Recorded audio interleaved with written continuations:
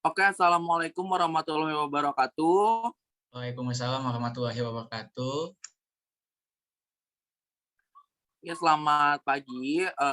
Saya Wahid Dirgantoro Ramadan, perwakilan dari kelompok 5. Kami dari kelompok 5 akan membahas salah satu podcast tentang konseling lintas budaya. Ini judulnya ngomong-ngomong soal polemik kebudayaan, Barat Kena Timur Kena oleh Siniar Salihara. Nah, di sini saya tidak sendiri. Saya bersama kelompok 5 yang lainnya. Yang pertama ada Dava Ali Hamidi, lalu ada Dede Audia Putri, ada Geris Pratiwi, ada Erlan Hadi Muraharom, dan saya Winarti Syahabudin Putri, dan saya Wahid Dirgantoro Ramadan. Yang selanjutnya untuk analisisnya akan kami bacakan per paragraf. Yang pertama akan dibacakan oleh Saudari Dede Audia Putri. Dipersilakan. Baik, di sini saya akan menjelaskan tentang analisis dari podcast yang berjudul Polemik Kebudayaan Barat Kena, Timur Kena. Apakah sebenarnya kita bersifat Barat atau Timur? Karena perdebatan ini erat kaitannya dengan politik identitas.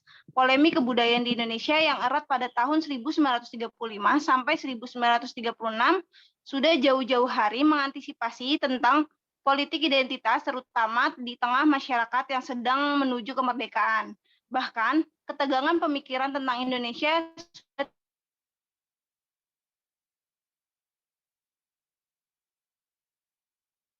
pentingkah kita melihat Barat atau Timur? Apakah Barat atau Timur masih relevan? Atau sebenarnya generasi kita sudah tidak perlu membahas itu? Selanjutnya akan dilanjutkan oleh Saudara Erlan. Saya akan jelaskan tentang analisis podcast polemik Barat dan Timur.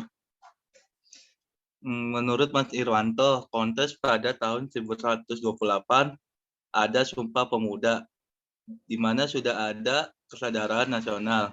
Kemudian ada partai-partai politik mulai aktif bahkan sejak 1911 atau 1912 pada tahun 1930 awal gerakan politik nasional ditintas. Polemik kebudayaan ini suatu alternatif untuk mengisi kekosongan politik. Karena itu sangat dibatasi untuk membicarakan adanya bangsa Indonesia. Membayangkan bangsa Indonesia. Oleh karena itu, Sultan Takdir orang menjadi bidang kerok dari polemik kebudayaan. Kebudayaannya ini mengatakan kita harus membentuk masyarakat dan kebudayaan baru. Dia juga mengatakan kesadaran bangsa Indonesia itu adanya hanya di abad ke-20. Sebelumnya tidak ada yang hanya upaya dan perjuangan, tetapi membawa kesadaran nasional. Dia juga mengatakan zaman sebelum itu juga pra-Indonesia yang diisi oleh ke daerah upaya perjuangan menurut Sultan Takdir Borobudur tidak dibuat dalam kesadaran keindonesiaan itu. Dia ada di masa lampau. Saya akan selanjutkan ke Dava yang paling ganteng. Baik, terima kasih Saudara Erlan. Baik, saya akan melanjutkan. Kalau kita mau membangun kebudayaan Indonesia yang baru, kita harus bertolak dari kesadaran kebangsaan itu. Dan bagaimana mengembangkan itu yang dasar-dasarnya adalah individualisme, netralisme, intelektualisme, dan egoisme. Yang akan membuat sekumpulan orang yang mempunyai kesadaran nasional bisa hidup mengejar kesetaraan dengan bangsa-bangsa lain. Sultan Takdir Ali Sabana membentuk suatu bentuk majalah yang dianggap penting, yaitu majalah Pujangga Baru, yaitu majalah untuk memperjuangkan cita-cita keindonesiaan di dalam sastra maupun segi-segi kebudayaan lain. Bagaimana mengembangkan perasaan kebangsaan secara realistis, praktis, dan berketetapan punya target. Masalah untuk menjadi bangsa yaitu pendidikan. Untuk menghadapi pendidikan, kita harus bekerja dengan sumber daya yang ada dan harus memungut apa yang ada di sekitar dan sebenarnya tidak dengan sendirinya melawan barat dan memilih timur. Masalahnya adalah memilih orientasi yang tepat dan alat-alat yang tepat. Selanjutnya akan dijelaskan dari Saudara Wina. Oke, baik. Selanjutnya saya akan menjelaskan di mana di sini disebutkan Menteri Pendidikan sangat berhasil di dalam membangun taman siswa yang menghasilkan seniman karena tidak mampu bersaing dengan sekolah lain. Pendidikan adalah lumbung atau dapur kebudayaan yang dijalankan sampai sekarang. Prinsip itu pun tetap ada. Kebudayaan selalu ada urusannya dengan nilai-nilai dan identitas. Yang banyak mengurusi nilai-nilai identitas itu memang kebudayaan dalam arti sempit. Salah satu bidang kehidupan yang sering dipertanyakan identitasnya yaitu kesenian. Seniman. Seniman adalah seseorang di balik kesenian. Seniman harus memiliki identitas pribadi yang selalu dikurung dengan pertanyaan kamu dari mana, bawa identitas dari mana.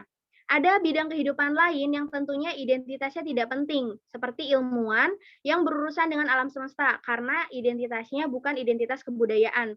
Di dalam ilmu sosial, Sultan Takdir menyebutkan, terdapat dua soal, kita tetap harus berilmu, tapi kita tidak boleh terikat pada objek penelitian kita. Selanjutnya, penjelasan akan dijelaskan oleh Saudari Geris. Saya akan melanjutkan dari Saudara Wina. Di dalam polemik, kebudayaan menyebutkan bahwa pertentangan dalam memilih orientasi nilai masih berlaku, bahkan di zaman media sosial. Pertentangan yang dibawa oleh polemik kebudayaan dalam hidup diri kita. Politik identitas di daerah semakin menguat. Banyak problem identitas atau nilai-nilai hadir yang membuat kita terkurung dan susah gerak, bahkan diperkeruh oleh media sosial. Menurut Nirwan Dewanto, jika kita ingin polemik kebudayaan, kita ingin kontras antara nilai-nilai yang kita pertentangkan. Sebenarnya itu kita sedang mengkritik diri sendiri. Menurut Pak Hengki, kebudayaan berkembang dan tidak kaku, kecuali individunya yang tidak mau maju. Selanjutnya, kami akan kembalikan kepada Saudara Dirga. Baik, terima kasih atas penjelasannya, teman-teman semua. Ini penjelasan tentang polemik-polemik tentang luar negeri ya dengan kebudayaan kita. Mungkin kita bisa dengarkan dari analisis yang sudah kita bacakan semuanya ya. Mungkin itu saja dari kelompok 5 untuk pembahasan analisis podcast ini.